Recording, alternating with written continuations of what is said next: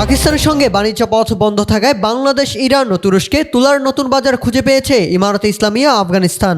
হেলমান্দ প্রদেশের ব্যবসায়ীরা বলছেন, আন্তর্জাতিক বাজারে আফগান তুলার চাহিদা বাড়ার সঙ্গে সঙ্গে বাংলাদেশ এখন নতুন এবং গুরুত্বপূর্ণ বাজার হয়ে উঠেছে।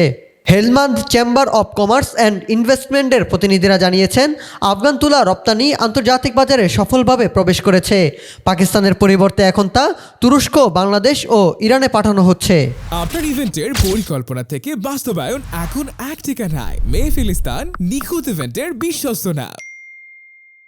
মিডিয়ার সঙ্গে আলাপকালে হেলমান্দ প্রদেশীয় চেম্বার অব কমার্স অ্যান্ড ইনভেস্টমেন্টের প্রধান গোলাম ইয়াহিয়া বলেন, পাকিস্তানের সঙ্গে বাণিজ্য পথ বন্ধ হওয়ায় আফগান ব্যবসায়ীদের জন্য নতুন সুযোগ সৃষ্টি হয়েছে।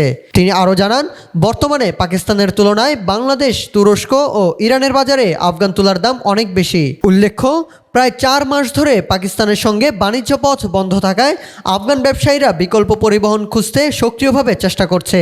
পূর্বে পাকিস্তানি মিডিয়া জানিয়েছিল, আফগানিস্তান বিকল্প পথ ব্যবহার করে তাদের বাণিজ্য ক্ষতির একটি বড় অংশ পূরণ করতে সক্ষম হয়েছে।